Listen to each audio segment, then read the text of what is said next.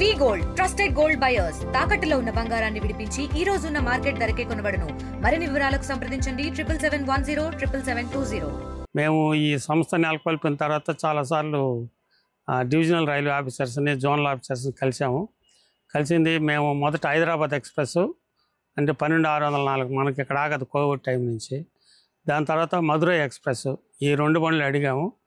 ఈ బండి weekly once Rameswaram పోతుంది, ఇది రామనాథపురము. ఈ బండిని మనకు వాళ్ళు కన్సిడర్ చేశారు.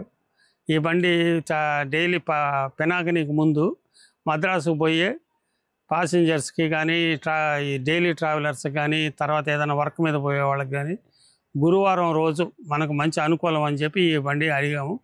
వాళ్ళు మనకు కన్సిడర్ చేసి బండిని ఆపారు. ఈ బండి రామనాథపురంలో రామేశ్వరం పోయే యాత్రికులకి మంచి అనుకూలమైన బండి. అక్కడ 9 గంటల 10 నిమిషాలకు బయలుదేరుతుంది రామనాథపురంలో.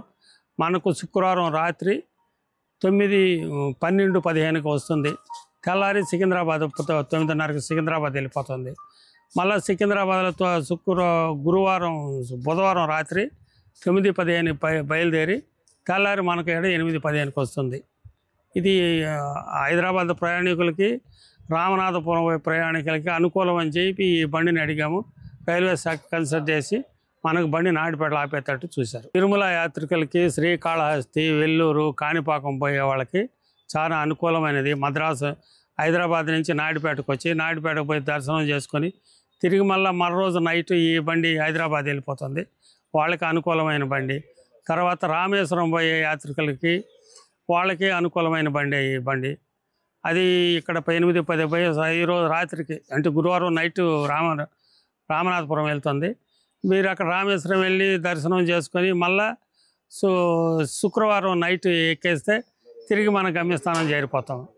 ఇది ప్రయాణికులకి, యాత్రికులకి, ఈ సీజనర్స్కి, తర్వాత డైలీ వర్క్ చేసి మెడ్రాస్ పోయే వాళ్ళకి మంచి అనుకూలమైన బండి. సదరన్ రైల్వే ప్యాసింజర్ అసోసియేషన్ మేము నెలకొల్పిన తర్వాత డిఆర్సీసీ మెంబర్గా సెలెక్ట్ అయినాను. మొదటిసారి మీటింగ్లో ఈ ట్రైన్ గురించి మనం మాట్లాడడం జరిగింది.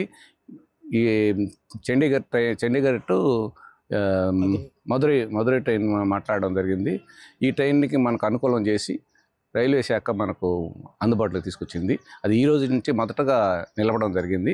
దీనికి రైల్వే శాఖకి మరియు నాయుడుపేట రైల్వే శాఖకి అందరికీ మా కృతజ్ఞతలు చెప్తారు. మరిన్ని వీడియోస్ కోసం ఛానల్ ని సబ్స్క్రైబ్ చేయండి. లేటెస్ట్ అప్డేట్స్ కోసం వాట్సాప్ ఛానల్ ని ఫాలో అవ్వండి. ఆ లింక్ డిస్క్రిప్షన్ లో ఉంది.